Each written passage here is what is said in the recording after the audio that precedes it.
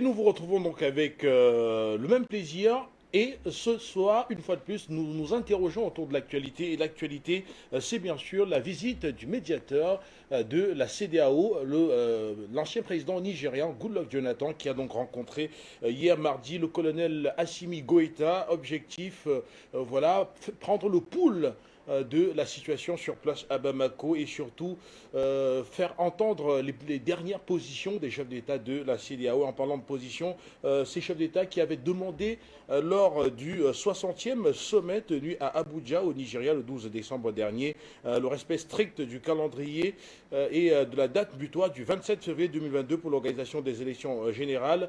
Au Mali ont cette fois-ci demandé à ce qu'un calendrier précis leur soit donc transféré pour la tenue d'élections dans le pays. Ce qui fait croire à de nombreux observateurs qu'il s'agit là d'un recul, c'est-à-dire qu'il n'y aura plus de pression par rapport sur la date du 27 février 2022. Les autorités maliennes pourraient donc, au terme notamment des assises nationales qui vont se terminer d'ici la fin du mois au Mali, décider et donc donner un nouveau calendrier à la CEDEAO en précisant bien sûr que c'est le nouveau calendrier justement pour la tenue d'élections libres et transparentes dans le pays. Alors que penser de cette information? Nos invités sont installés en multiplex. Nous aurons notamment notre correspondant sur place à Bamako, Monoko Toali, qui va nous retrouver dans l'émission.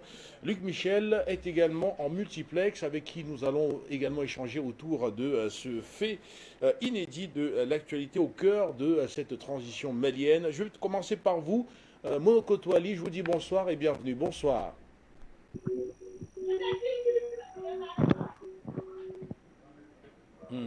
Activez votre micro, s'il vous plaît, Monoko Toali, et merci de nous retrouver en direct. Bonsoir.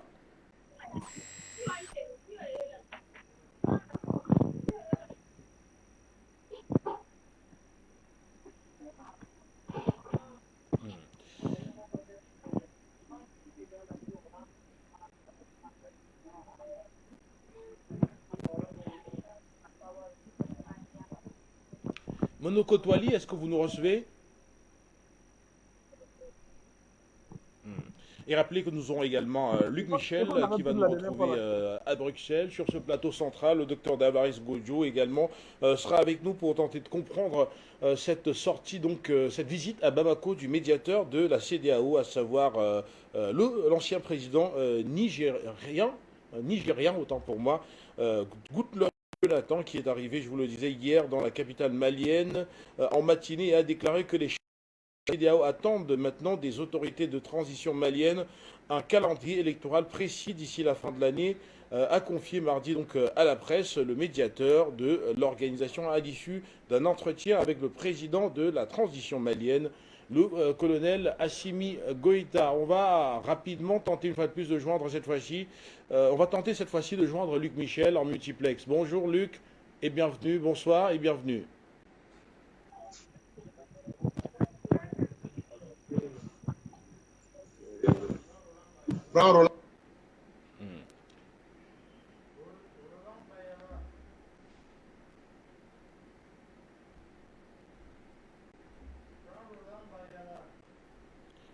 Alors, un autre invité qui nous a rejoint, Roland Bayala, vous êtes membre de la COPA, enfin Burkina Faso. Êtes-vous là? Bonsoir et bienvenue. Oui, bonsoir mon frère, je suis là.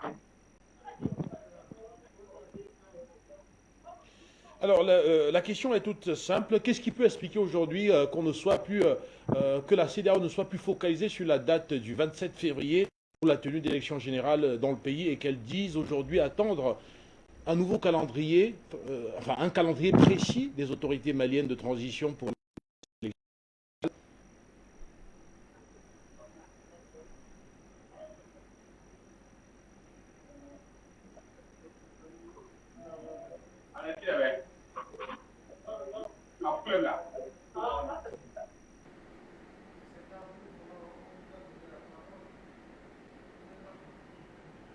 Merci bien pour cette parole que vous offrez encore une fois de plus à la COPABF.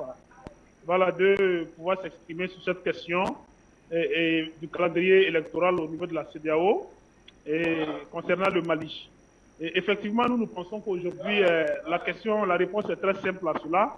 Et parce que aujourd'hui, Assimi Goïta, le président Assimi Goïta et la transition malienne ont assez prouvé aux yeux de l'Afrique et aux yeux du monde qu'ils sont capables à eux-mêmes de gérer leur destin. Et c'est cela particulièrement qui, à mon sens, a fait répliquer la CEDEAO et elle a décidé donc d'attendre que, effectivement, le Mali puisse proposer un autre calendrier.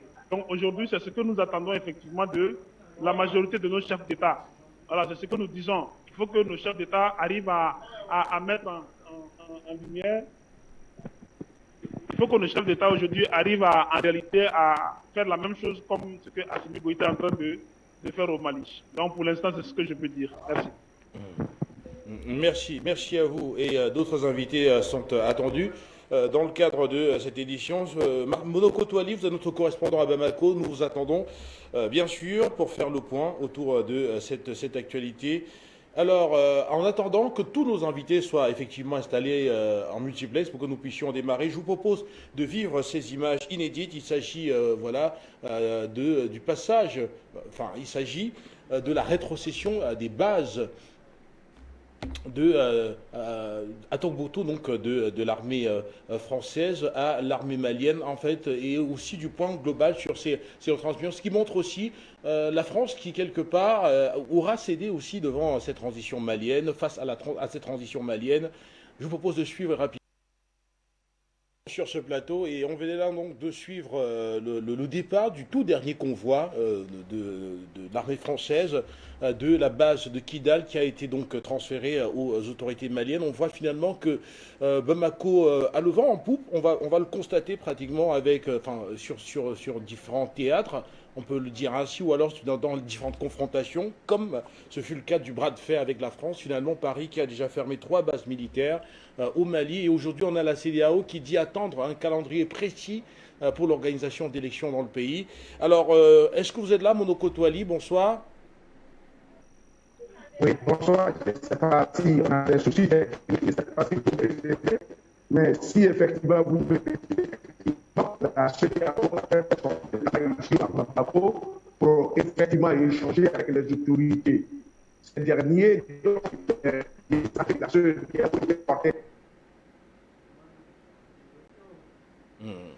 Malheureusement, toujours quelques difficultés avec Monoko Touali. On va peut-être tenter cette fois-ci de joindre Luc Michel. Luc, êtes-vous là?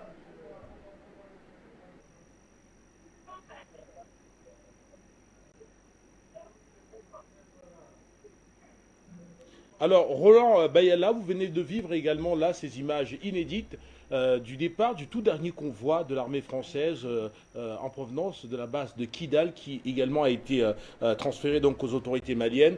On a l'impression finalement que Bamako a le vent en poupe à travers les différentes confrontations qu'on avait vues notamment avec contre la France. Oui, effectivement. Et nous avons aussi assisté effectivement à ce départ du convoi militaire français. Et nous disons encore qu'il faut mettre cette victoire d'étape à l'actif encore du colonel Assimi Goïta et de la troisième. Merci. On voit très clairement, Roland, que le colonel Assimi Goïta semble seul à avoir eu une telle approche dans cette sous-région ouest africaine. Alors, est-ce que ça suffira? Parce que rappelez que la France aujourd'hui semble voir le Niger comme l'allié de la sous-région qui peut lui permettre de garder une certaine influence et que le Burkina aussi aujourd'hui est dans une position relativement floue. Alors, est-ce qu'Assimi Goïta seul pourra effectivement permettre qu'il y ait cette hégémonie sous-régionale, enfin cette libération qui est tant attendue dans l'ensemble de ces pays de la bande saharienne confrontés au terrorisme islamiste? Oui, effectivement, malheureusement, c'est un constat qui est là, qui est amer et qui est vraiment désolant qu'aujourd'hui, il soit seul à réclamer et effectivement que les pays africains, que les États africains soient indépendants. C'est vraiment dommage. Et cela même met en question l'utilité même de la CEDEAO et de l'Union africaine au sein de nos États. Voilà, c'est ces organisations qui sont là et qui sont là seulement pour, lorsqu'il s'agit de taper le marteau et de taper là-dessus, et elles sont là pour pouvoir dicter les lois. Aujourd'hui, je pense que c'est vraiment désolant que Assimi Goïta soit le seul qui ait pris sa responsabilité aux yeux du monde, aux yeux de l'Afrique, pour dire effectivement que nous allons être indépendants du point de vue de notre armée. Mais aussi l'autre aspect, je tiens à rappeler qu'aujourd'hui, dans cette lutte, Assimi Goïta, il n'est pas seul. Il n'est pas seul, il a derrière lui toute une jeunesse consciente, toute une jeunesse africaine consciente. Il a aussi derrière lui, voilà, il faut le rappeler, l'Algérie, que je salue aussi au passage. L'Algérie qui fait tout également pour l'accompagner dans cette quête. Voilà un pays africain aussi qui ne lésine pas sur les moyens et dans l'accompagnement de l'armée malienne. Je pense que c'est aussi quelque chose. Et quand on fait ce genre de lutte, il faut savoir que ce n'est pas aisé. Et il faut se dire que la route sera longue, mais il faut surtout tenir. Il faut surtout tenir bon. Et la jeunesse africaine le sent. On sent qu'il est là, on sent qu'il fait des efforts. Et c'est pour ça aussi, à travers nos différents pays, et nous travaillons aussi à mettre la pression à nos chefs d'État pour qu'ils puissent rejoindre le colonel Assimi Goïta dans cette lutte-là. Parce que si aujourd'hui on ne le souhaite pas, je touche du bois, si aujourd'hui Assimi Goïta n'arrive pas à ses fins, il faut que ces chefs d'État-là se disent qu'aujourd'hui, ce n'est pas le Mali qui n'a pas réussi, mais c'est toute l'Afrique qui n'aurait pas réussi. Il faut qu'on se dise cela. Et nous sommes conscients de ces enjeux-là. Nous savons qu'aujourd'hui, si le Mali périclite, c'est toute l'Afrique. Et c'est l'espoir de tout un continent qui est placé en ce monsieur-là aujourd'hui. Donc, nous avons intérêt à soutenir cette transition malienne. Nous avons intérêt à ne pas regarder derrière nous lorsque nous avançons. Et malheureusement, au Burkina Faso aussi, nous assistons. Nous avons vu ces derniers jours des pseudo-panafricanistes qui sont présentement au Burkina Faso et qui travaillent à aussi gâcher le nom de cette transition malienne. Ces gens qui sont là et qui travaillent à dire du n'importe quoi sur cette transition malienne, et je pense que nous allons faire de notre affaire. Voilà. Donc, franchement, je pense que l'heure est venue pour que ces chefs d'État africains-là se réveillent réellement pour qu'ils puissent rester derrière Assimi Goïta. Sinon, nous disons qu'ils seront obligés de laisser le tablier et laisser et cela à des jeunes, à des hommes capables de pouvoir gérer la destinée de notre continent. Merci.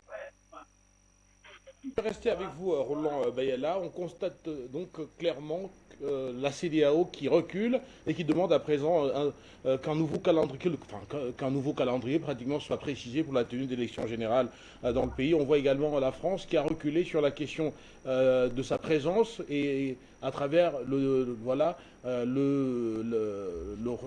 va pas dire l'abandon, mais à travers ces départs de plusieurs bases militaires, 3 au total du Mali.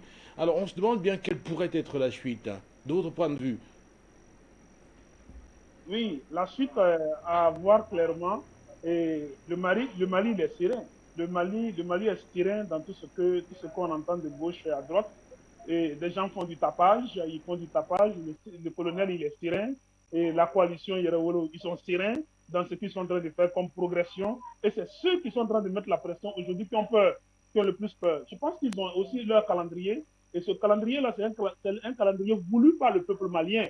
C'est un calendrier qui est propre au peuple malien. Et c'est d'abord cela qu'ils vont regarder. Voilà, ils ont procédé aux assises nationales de refondation du Mali. Et je pense que c'est le seul calendrier qui vaille aujourd'hui au Mali.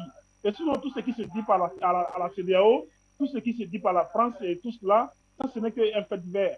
Voilà, le Mali va suivre le calendrier voulu par le peuple malien. Il va suivre le calendrier voulu par le peuple malien.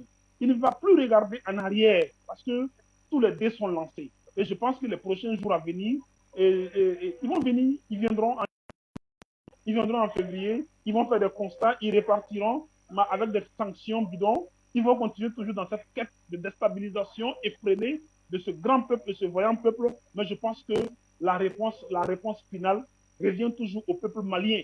Et que ce peuple sache qu'aujourd'hui, ce colonel qui est au pouvoir là, ces différents colonels qui sont au pouvoir là, c'est pour le peuple malien et ils l'ont prouvé à travers ces assises de refondation. Et rien ne doit ébranler leur foi en un Mali nouveau, en un Mali réellement reconstitué avec ses fils, avec ses valeurs et avec sur le pas du développement. Voilà, donc je pense qu'ils vont suivre simplement la voie dictée par le peuple malien et tout ça, CEDEAO, France, États-Unis, ce n'est qu'un fait divers.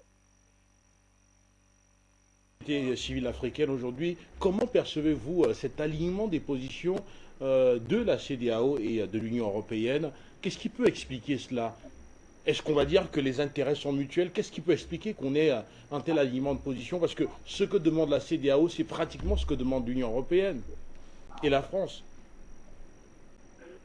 Mais nous le disons clairement aujourd'hui, les chefs d'État qui sont mis en place par cette CEDEAO comment on appelle ça, au niveau de cette CEDEAO, ces chefs d'État font un petit retour en arrière. Vous savez pas que tous ces chefs d'État-là sont vomis par leur peuple. À l'intérieur, ils sont vomis par le peuple. Voilà. Et ces chefs d'État qui sont vomis par le peuple sont aimés par la France, par l'Union européenne, par les États-Unis.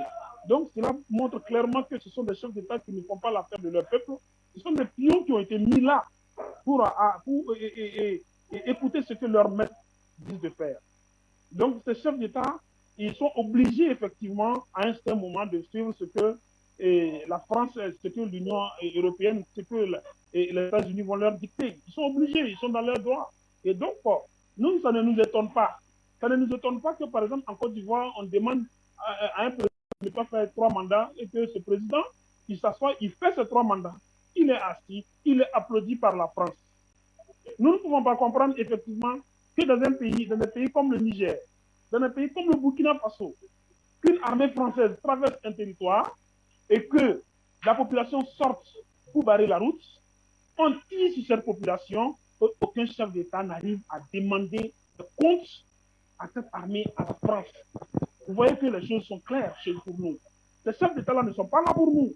Ils ne sont pas là pour nous. Ils sont là pour ceux qui les ont mis au pouvoir. Et donc, ce n'est qu'une chose normale qui se poursuit ainsi. Donc, la suite est logique. Et aujourd'hui, je pense qu'il appartient effectivement à la population, aux différentes populations, de ne pas se tromper de combat. De ne pas se tromper de combat en ce sens que nous entendons dire de part et d'autre aujourd'hui que certains chefs d'État sont là, font l'affaire du peuple et que c'est la France qu'il faut chasser. Particulièrement au Burkina Faso. Nous assistons à cela. Nous assistons à cet embroglio. Nous assistons à excusez-moi l'expression, à ces bêtises de ces gens. Des gens qui sont capables de dire que, par exemple, le président Roch-Marc Christian Kaboré, qui est au pouvoir actuellement, il est là pour le peuple. Et lorsqu'on demande, par exemple, au président de démissionner, et il ne faut pas demander au président de démissionner, le président fait l'affaire du peuple. Il faut plutôt demander à la France de dégager. Alors que, chose bizarre, lorsque la France passe à l'intérieur de notre pays, lorsque la France tire sur nous, lorsque cette France-là, qui est là, qui a des relations bidons, qui a des relations avec ceux qui financent même le terrorisme, à savoir le Qatar, les Émirats Arabes Unis, le Bahreïn et les Arabies Saoudites, lorsque cette France entretient des relations étroites avec ces terroristes-là, ces présidents qui sont à l'intérieur de nos pays ne disent rien. Et ils sont encore là à demander à ce qu'on puisse renforcer la coopération entre la France et nos États. Je trouve que ça, c'est vraiment quelque chose qu'on ne comprend pas. Et donc, pour nous, la chose est claire. Aujourd'hui, nous avons donné trop de chance à ces chefs d'État de pouvoir et montrons au vrai peuple burkinabé, au vrai peuple africain qu'ils sont avec eux. Tous ceux qui ne vont pas le faire, tous ceux qui ne l'ont pas montré, nous pensons qu'il serait temps que aussi la jeunesse prenne ses responsabilités et dégage clairement ces chefs d'État du fauteuil. Parce que, avant toute chose, c'est le peuple qui les a mis là-bas et non eux-mêmes. Merci. Bayala. On va à présent donner la parole aux téléspectateurs de la télévision panafricaine. Vous pouvez nous retrouver dès cet instant pour exprimer votre point de vue autour de cette sortie de Goodluck Jonathan, le médiateur de la CEDEAO. Voilà, on semble être loin maintenant des menaces de sanctions qui avaient été précisées le 12 décembre dernier. La CEDEAO qui demande maintenant qu'un calendrier précis soit communiqué sur la tenue d'élections libres et transparentes dans le pays en parlant des élections générales. Quelle réaction, quels commentaires? La CEDEAO a-t-elle reculé? Si oui, pourquoi? Et que pourrait être la suite? Bonsoir et bienvenue. Bonsoir, mon cher ami Kifondop, Amandré depuis les États-Unis. Voilà, j'aimerais remercier vos invités et remercier tous les auditeurs d'Afrique Média. Bon, ce qu'on a retenu par rapport au cas du Mali, que unanimement, on reconnaît que le Mali est sur la bonne voie. Les dirigeants maliens actuels sont sur la bonne voie. Et ceux qui ont la pression actuellement, c'est plutôt le camp d'en face, c'est plutôt les Occidentaux, c'est plutôt la CEDEAO. Dans tous les cas, c'est toute autre personne autre que les autorités maliennes actuelles qui ont la pression. La preuve, c'est que c'est Emmanuel Macron qui cherche à venir rencontrer le président. C'est la CEDEAO qui revient à la charge encore et encore pour demander aux autorités maliennes de donner un calendrier. Donc, ceux qui ont la pression au jour d'aujourd'hui, ce n'est pas Assimi Goïta et son gouvernement, c'est plutôt le camp d'en face. Par conséquent, les autorités maliennes doivent tenir bon sur leur chemin, c'est-à-dire s'il doit y avoir élection ou pas, il ne revient qu'à une seule entité, et cette entité-là, c'est bel et bien le peuple malien à travers le gouvernement dirigé par Cheikh et à travers le président Assimi Goïta. Donc, les Maliens doivent prendre tout leur temps parce que les élections sont, comment je vais dire ça, sont un acte souverain. Par conséquent, on ne peut pas précipiter les Maliens, on ne peut pas pousser le peuple malien à une élection ou des élections et que quelques temps après, on retombe encore dans les travers. Par conséquent, ces Maliens-là doivent prendre tout le temps pour régler d'abord leurs difficultés internes, notamment sécuritaires et autres, avant de projeter d'organiser des élections plus tard. Donc, la CEDEAO n'a pas à pousser les Maliens à choisir une date. S'ils doivent prendre des sanctions, qu'ils prennent ces sanctions parce qu'il a été démontré que les sanctions sont des actes à double tranchant, des couteaux à double tranchant. Si on prend des sanctions, aussi bien les Maliens peuvent en souffrir, ça il faut le reconnaître, mais la CEDEAO et les pays de la CEDEAO aussi peuvent en souffrir. Par conséquent, les Maliens ne doivent pas avoir peur d'éventuelles sanctions pour se précipiter à donner une date qu'ils ne peuvent pas tenir. Donc, ils prennent tout le temps pour donner la date et organiser ces élections-là. Enfin, je voudrais dire que le cas malien actuel doit nous donner des leçons. Parce qu'on remarque que aussi bien la CEDEAO que la France, les dirigeants sur lesquels ceux-là tapent aujourd'hui, tous c'est les dirigeants maliens. Donc, ceux-là, ils sont sur la bonne voie. Donc, tous autres dirigeants qui sont dans le même cas et pour lesquels on n'entend absolument rien, on peut dire qu'ils ne sont pas sur la bonne voie. Il y a aussi une transition au Tchad, il y a aussi une transition en Guinée, mais on n'a pas vu la CEMAC ou bien on n'a pas vu la France et autres taper sur les Tchadiens pour leur permettre d'organiser des élections ou de donner des taxes.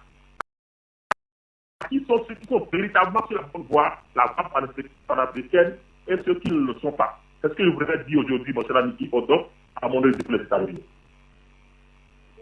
Pour votre contribution. Il faut dire qu'on peut effectivement interroger les approches des organisations sous-régionales en parlant de l'approche de la CEDEAO comparée à l'approche d'une autre organisation sous-régionale comme la CEMAC ou encore la CEAC face à une transition comme celle qui est en cours en ce moment au Tchad. Alors qu'est-ce qui peut expliquer ces pressions, cette volonté de la CEDEAO de voir très rapidement organiser des élections générales au Mali alors que le pays aujourd'hui a comme principal enjeu aujourd'hui la situation sécuritaire avec de nombreux défis à réaliser? Pourquoi autant de précipité dans l'organisation d'élections générales? Nous nous interrogeons avec vous. Bonsoir, nous vous interrogeons autant pour moi. Bonsoir et bienvenue.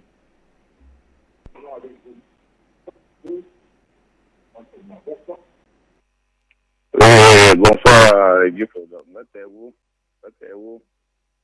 Bon,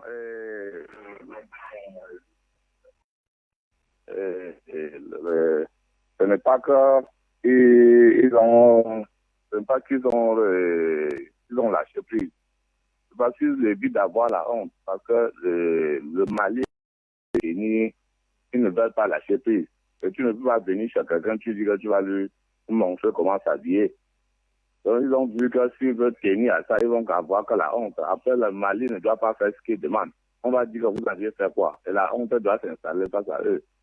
Et vous voyez, comme vous avez posé la question tout à l'heure par rapport au Burkina Faso et au Niger, ce n'est pas le président qui a chassé la France. C'est l'Amina Fofana comme ça qui les a chassés. Ce n'est pas que la France a quitté parti, c'est l'Amina Fofana qui a chassé la France. Parce qu'ils ont décidé de marcher chaque jour jusqu'à ce qui part. Même là-bas, de l'autre côté, s'ils décident, ils font peut-être une semaine. Le président va voir qu'il n'y aura pas moins. Qu'est-ce qu'il ne fait pas? L'économie va tomber, il va leur demander de partir. Oui. vont voir que ça ne va pas, que ça peut même pousser à aller même vers leur base. Là, maintenant, quand ça passe déjà vers les bases, ils voient déjà qu'il faut lâcher et fuir. Parce que si on t'entoure, si tu viens dans mon village, nous on t'entoure maintenant pour te tuer, c'est rien, même si tu as tous les arbres. C'est pour ça qu'il veut, si on veut faire ça là-bas au Mali, au Niger et au Burkina Faso, on peut le faire la même chose, c'est-à-dire qu'on commence à le faire que les marges. Vous avez vu, on a refusé à la France de venir. C'est ça qui a fait qu'il enlève ses bases, parce qu'il voulait venir flatter. Il voulait flatter un peu. Bon. S'il arrivait, c'est que les dernières bases là n'est pas parti. Vous imaginez un président arrive dans un pays qui part, par exemple, à Douala, au Cameroun. Il part plutôt à Douala, soit bien qu'il là-bas à Yaoundé, pour venir le rendre visite à Douala. C'est comme si son enfant. C'est comme si son enfant. Donc il a compris que son enfant est quitté de Bengue, il est venu le faire à Yato. Vraiment, c'est bizarre. Bon, bonne soirée. Merci à vous pour votre contribution au standard de la télévision panafricaine. On poursuit avec un autre intervenant juste derrière vous. Bonsoir et bienvenue. Bonsoir. Oui, bonsoir Guy Pandop. Bonsoir aussi à notre frère sur le plateau.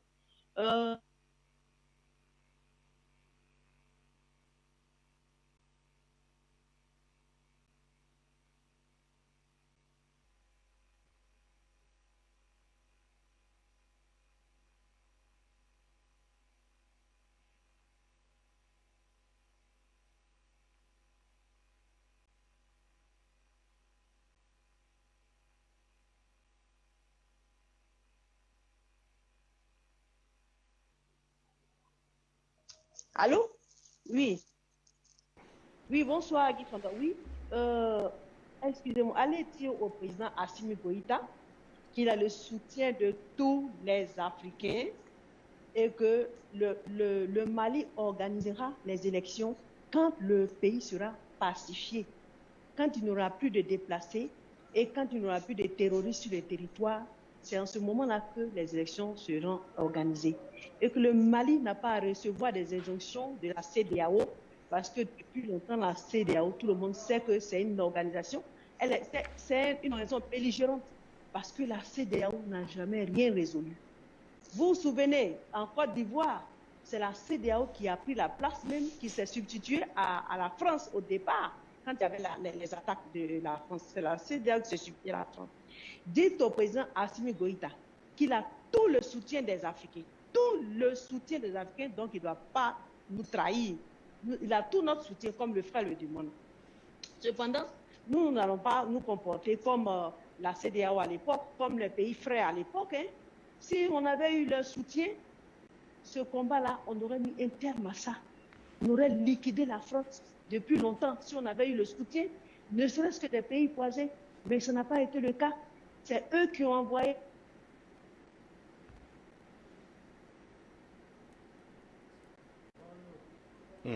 Merci à vous pour votre intervention.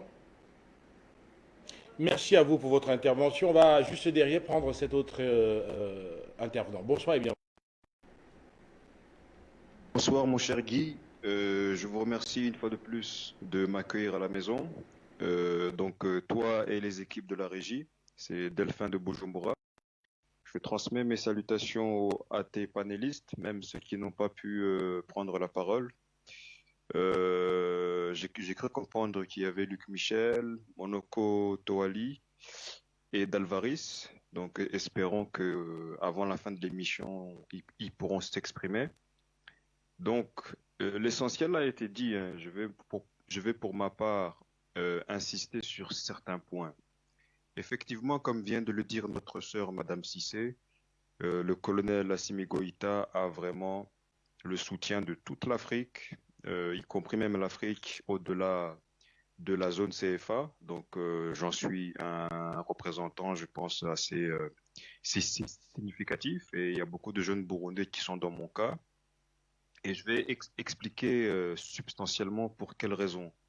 Donc j'informe les Africains qui ne sont pas encore informés que l'Éthiopie, donc son Excellence, le Premier ministre Abiy Ahmed vient de remporter la victoire dans la guerre que les gens soi-disant démocrates lui avaient imposée. Donc lui et ses alliés de l'Érythrée viennent de gagner. Ils sont en train de sécuriser leur position. Quoi qu'il en soit, le fameux TPLF n'est pas venu à ses objectifs. Donc, bien sûr, chaque région a ses spécificités, mais un parallèle peut être effectué entre, par exemple, l'Éthiopie et le Mali. Qu'est-ce que je veux dire par là? C'est que le colonel Assimi Goïta, il a même déjà commencé, donc il doit continuer avec le ministre Choguel Maïga ou encore leur homologue Monsieur Diop. Ils doivent travailler effectivement à ce que, à terme, le Mali soit doté d'une armée qui soit autonome. Dans on dit il nous a fallu 20 ans pour arriver à cet objectif. Nos amis algériens, que je salue au passage, il leur a fallu à peu près 10 ans, un peu plus. Mais regardez le résultat aujourd'hui. Nous avons des armées autonomes, au point que les gens soi-disant démocrates ne peuvent pas s'amuser chez nous à installer de la terreur par-ci, par-là. Parce que, pour le dire de façon diplomatique, je sais que notre ami Guy Fandop est à cheval sur la police d'antenne, donc pour le dire de façon diplomatique, nous neutralisons la moindre menace. Donc le Mali doit s'inscrire dans cet objectif et travailler jour et nuit, sachant que il a le soutien de beaucoup d'Africains, hormis les nègres de maison qui sont bien connus, inutile que je cite leur nom ici.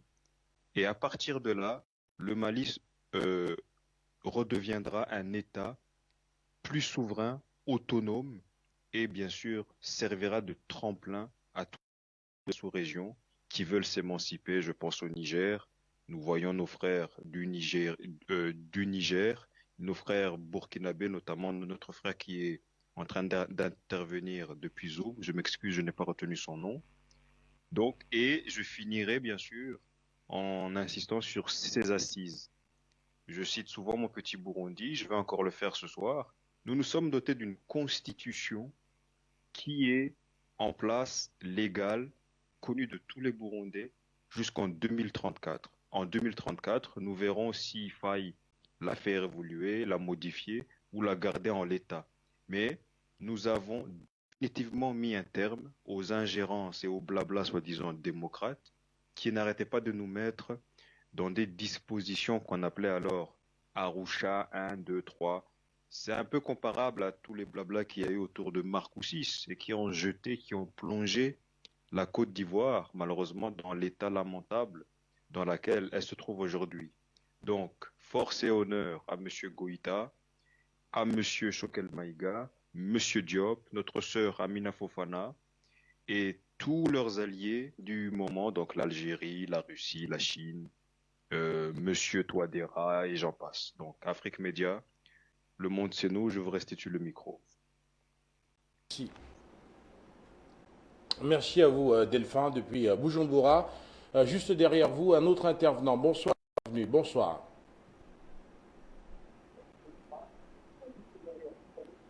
Bonsoir. Alors, oui, bonsoir. Donc, c'est Ousmane Alassane de Gabon. Oui, monsieur Guy Fandom, à tant qu'il y a deux voyous là, monsieur Issoufou et puis le président africain marocain, monsieur Ouattara, et Afrique n'a jamais n'a pas changé. Il faut que vous sachiez ça. Et eux qui sont de grands voyous, et eux qui sont avec le plan, avec l'Afrique, qui sont liés sur l'Afrique.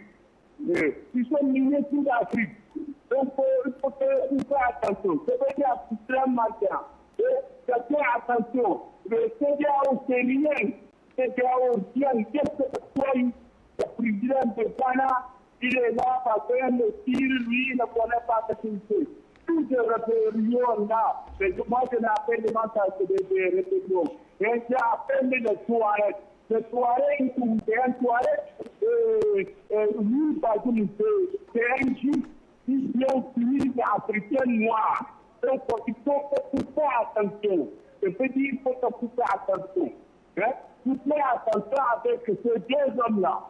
Soirée appelé, et puis avec les 450 ans, qui sont là pour ça, hein? Pour définir le bien de l'autre. Hein? Aujourd'hui encore, c'est le seul de machin de voyous qui vient de noir. La million ne sont pas des islamiques. Ils sont des c'est un Touareg. Bazou, c'est un Juif.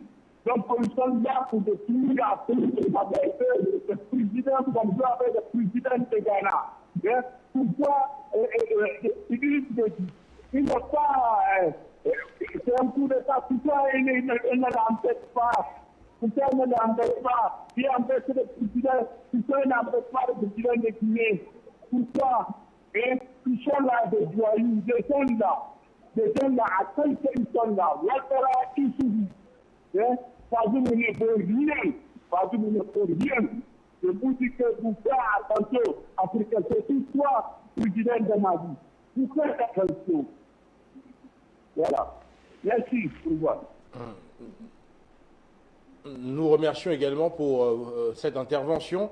On va poursuivre avec le standard. Vous nous retrouvez et vous réagissez ce soir particulièrement autour de cette nouvelle demande de la CEDEAO qui, après avoir menacé donc de nouvelles sanctions, demande plutôt aux autorités maliennes maintenant de préciser la date de tenue des des élections générales dans le pays pour sortir de cette phase transitoire. Il y a de nombreuses interrogations.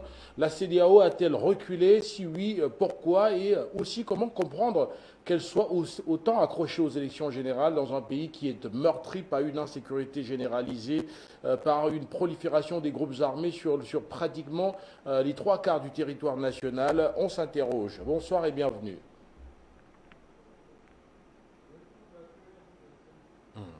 On vous retrouve donc dans une quinzaine de minutes, le temps de repartir en multiplex, retrouver Roland. Roland, est-ce que vous êtes là? Je suis là. Alors, on va revenir, on va peut-être se répéter un peu, mais toujours est-il que l'interrogation demeure. Quelle est l'urgence d'élections générales dans un pays où les groupes terroristes pullulent au moins sur 3/4 du territoire? Bon, la seule réponse à cela, c'est qu'aujourd'hui, effectivement, vous voyez que la chose est vraiment contraire aux normes, au bon sens. À un moment où on se rend compte que plus de la moitié des différents territoires, le territoire malien même est entre les mains des terroristes, on voit que le pays est instable.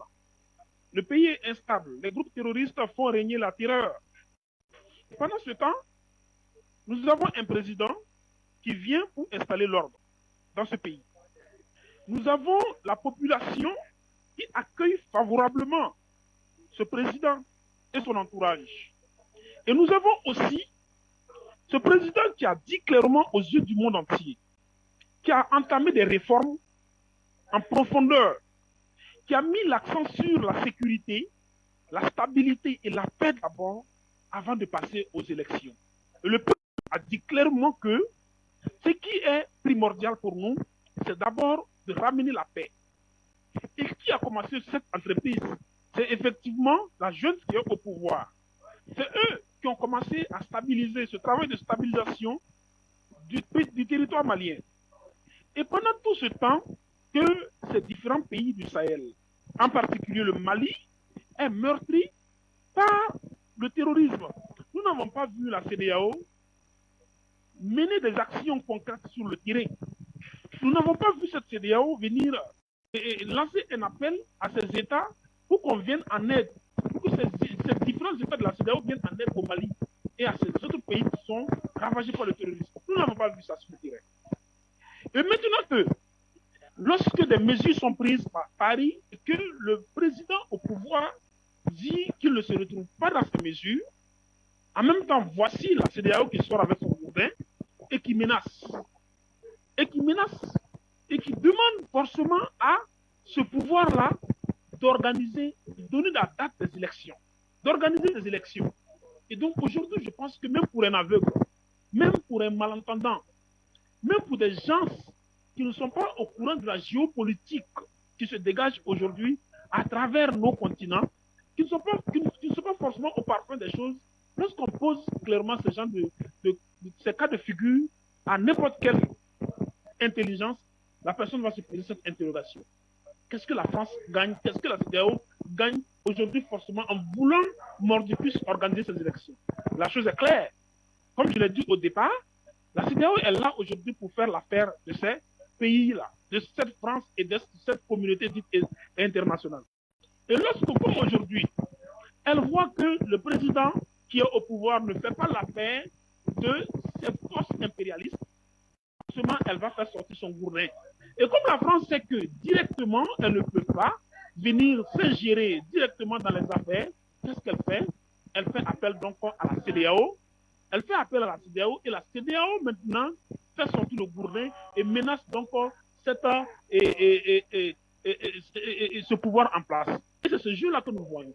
Et je vous dis, si aujourd'hui, nous avions par exemple un pouvoir qui acceptait ce que la France disait, on n'allait même plus parler d'élection.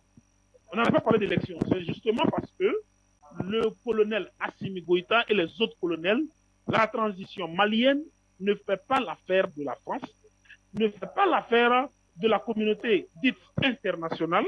Et c'est pour ça qu'aujourd'hui, on fait tout, on met tout en œuvre, on amène la CEDEAO à faire ce type de montage et de pression pour que la population et la communauté internationale puissent quitter derrière le colonel Assimi Goïta et mettre quelqu'un, placer quelqu'un que eux, ils auront choisi.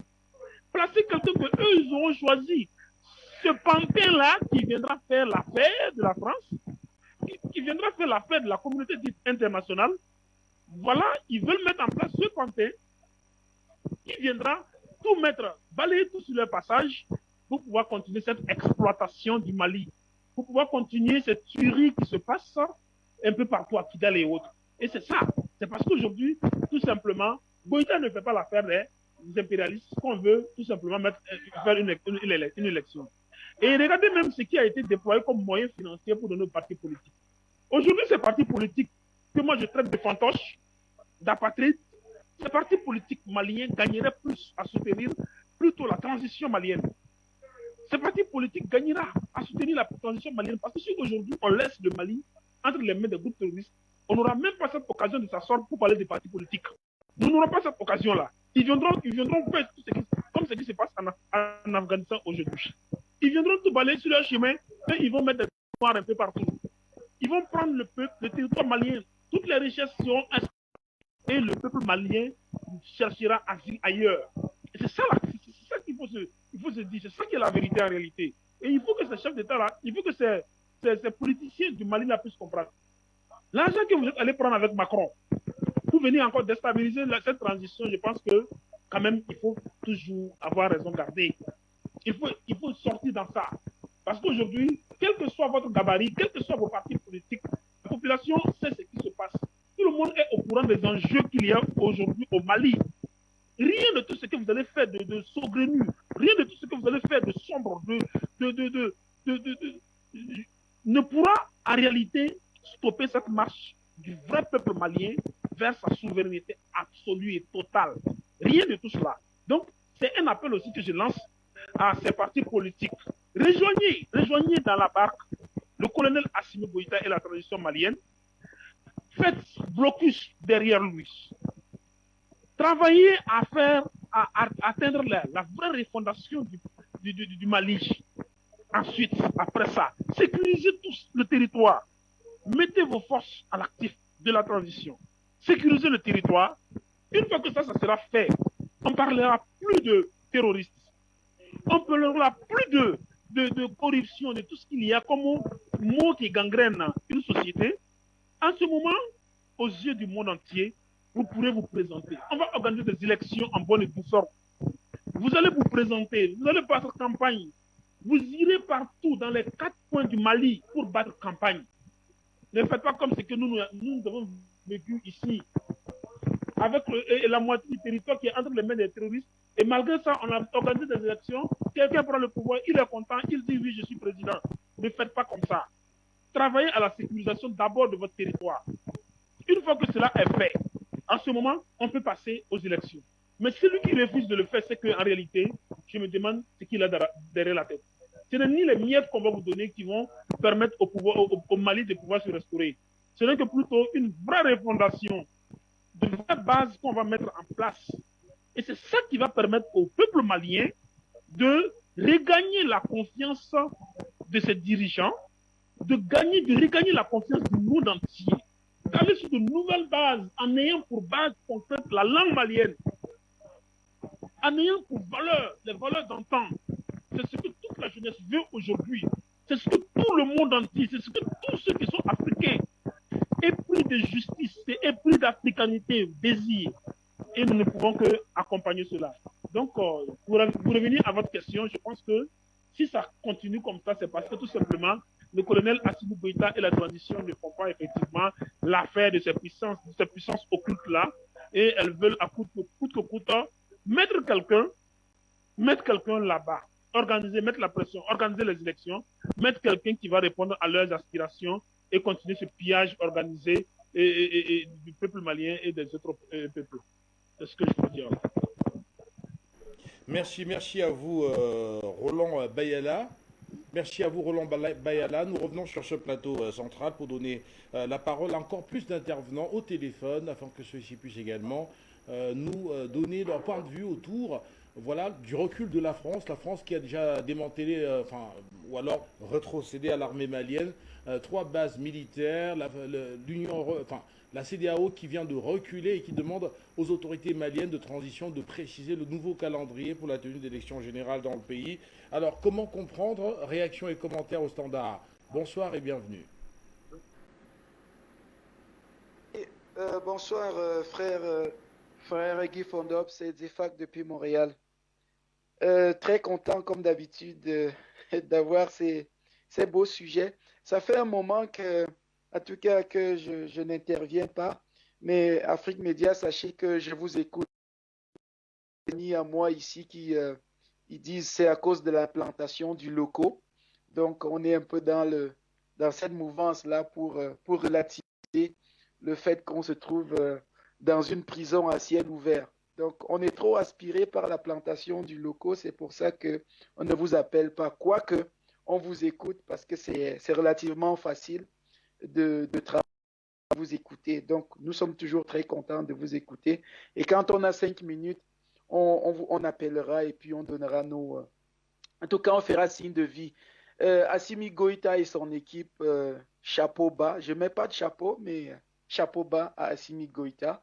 Hier, je pense c'est hier que le frère Yam Timba disait que il faudrait que les présidents, surtout en parlant du président tchadien par exemple, arrêtent de parler, mais qu'il aille dans les actions. Et nous sommes contents de ce que Assimi Goïta. J'ai dit Assimi Goïta pour me sentir bien plus proche de lui que de dire le président ou non. Le frère Goïta et son équipe font du bon boulot. Et je ne paraphrase pas l'autre crâne chauve qui avait dit que les rebelles faisaient du bon boulot de l'autre côté. Nous sommes contents et nous appelons, en tout cas moi, j'espère que nos frères maliens, c'est pas que j'espère, parce qu'ils le font. Et l'idée que je le dise, c'est juste pour leur donner beaucoup plus d'énergie et leur dire qu'ils ont encore plus de force venant de notre part, de force invisible venant de nous. Protéger notre président, frère malien. Je sais que la sœur Amina Fofana, quand elle elle nous donne beaucoup de sourire. Frère malien, protégez notre président, protégeons notre président. Moi, je suis à des milliers de kilomètres, je ne peux pas être au Mali.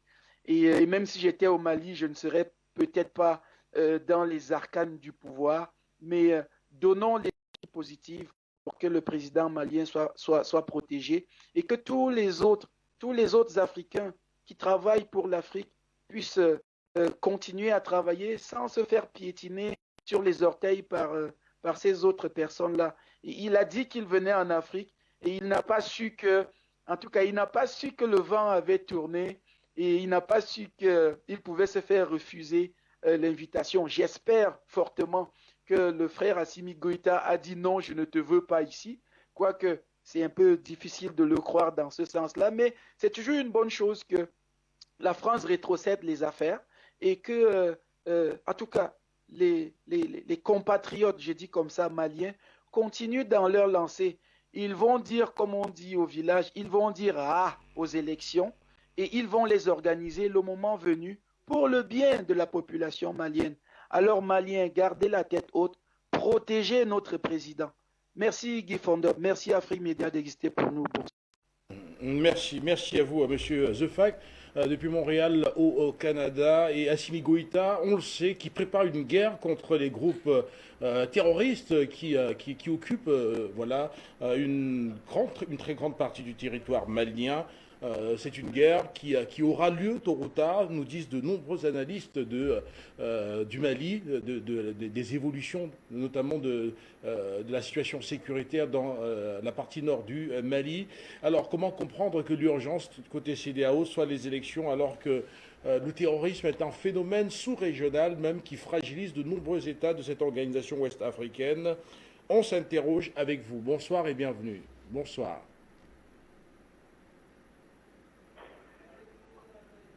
Bonsoir. Oui, bonjour. Bonjour à Afrique Média. Donc, moi, je me dis que les Maliens ont gagné le premier round. Parce que ce sera un combat au minimum. Maintenant, ils vont essayer de faire du côté les élections. Ce que les Maliens doivent faire, c'est de tout faire pour que les sociétés étrangères, l'Union européenne ou de viennent superviser les élections. Donc, ils vont tout faire pour essayer de truquer. C'est là où se trouve le deuxième round. Et même si ce round-là, si c'est gagné, c'est pas terminé. On en a pour très longtemps. Donc, il faudra qu'on voit pas dans les autres pays et prendre nos dispositions par rapport à ça. Donc, c'est un combat donc il faudra vraiment qu'on se démène. Maintenant, il faut que tous les pays fassent le Mali.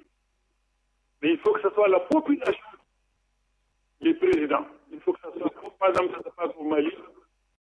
L'Union européenne, ils ne peuvent rien faire pour de la population.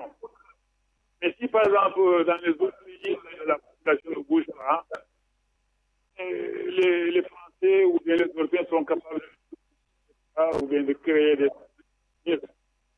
Donc, c'est ça. Je dis courage aux Maliens et de ne pas laisser les Européens s'intéresser aux élections. Voilà, merci. Nous vous remercions également pour cette intervention. On va prendre un tout dernier plan et nous sortirons de cette autre édition de la Palabre intellectuelle. Bonsoir et bienvenue. Bonsoir.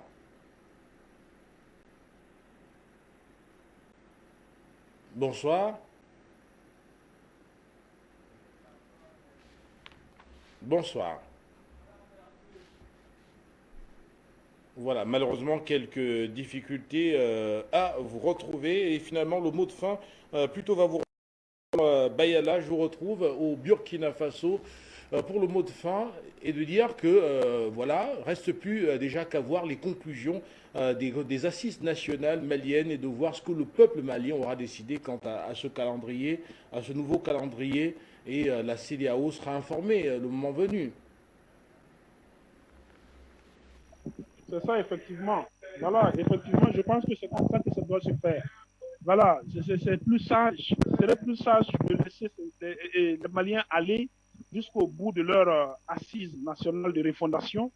Et par la suite, maintenant, ils viendront. Voilà, c'est une chose qui n'est pas cachée. Ce n'est pas caché et ça se passe au vu aussi de tout le monde entier. Donc, on puisse laisser cette possibilité au peuple malien de travailler à son interne et d'atteindre l'objectif que le peuple même veut. Et après cela, ils viendront pour les élections. Et je vais profiter aussi de votre micro aussi pour demander à ces associations, ces organisations de la société civile qui sont à l'intérieur des différents États africains, qui sont meurtris par le terrorisme, de faire attention. De faire attention parce qu'aujourd'hui, nous assistons de plus en plus à ces organisations fantoches qui sont en train de naître au sein de nos États. Ces organisations sont en train de naître et qui sont à la solde des pouvoirs impérialistes, qui sont à la solde de certains gouvernants et qui travaillent en bas parce que nous avons des informations depuis ici Ouagadougou. de ce qui est en train de se tramer en bas ici à Ouagadougou. Donc ces organisations sont en bas en train de travailler pour discréditer ces autres organisations sincères et sérieuses et crédibles qui luttent pour l'affranchissement total et définitif du peuple africain. Et je demande à ces frères africains de ne pas regarder l'argent, de ne pas regarder les fortunes, mais de regarder l'avenir de notre continent, de notre chère patrie que nous aimons tous. De ne pas regarder un chef d'État, mais de regarder ce que nous sommes en train de travailler à mettre en place comme réforme sincère et sérieuse. Et que cela est mieux pour tout le monde. Voilà, qu'on ne se laisse pas aller à ces genres de pratiques qui sont pas bien, qui sont pas du tout bien. Donc c'est un appel que je profite lancer à toute cette conscience, cette jeunesse consciente, de ne pas se laisser embrigader par ces genres de pratiques. Et je profite aussi, remercier encore Afrique Média qui, de jour comme de nuit, travaille effectivement à ce que cette vérité africaine et panafricaine puisse être. Je salue tous ceux qui sont des panélistes, tous ceux qui sont des afro-descendants. Je salue tous ceux qui travaillent nuit et jour à ce que réellement, l'Afrique redevienne l'Afrique que nous voulons, que le peuple veut. Et je lance encore un appel à nos peuples burkinabés, à la population burkinabé de soutenir encore cette coalition. Je vais parler de la Copa BF, qui est bien ancrée dans certaines villes du Burkina Faso et qui travaille de jour et nuit à l'enracinement de cette Afrique nouvelle. Je fais appel à tout cela de travailler jour et nuit pour qu'on puisse atteindre notre objectif escompté. Merci bien à Afrique Média. Que Dieu permette toujours que cette tribune-là soit qu'on puisse toujours véhiculer ces informations-là. Merci bien à vous. Pour votre participation à l'émission ce soir. Nous remercions également les téléspectateurs de la télévision panafricaine, nombreux notamment à interagir sur les réseaux sociaux autour de l'émission. Nous vous souhaitons une excellente soirée en vous rappelant bien entendu que le journal africain est à suivre dans moins de 10 minutes maintenant. Ce sera avec Junior Wafo et les nombreux invités de l'actualité qui sont aux quatre coins du continent. À très très bientôt. Thank you.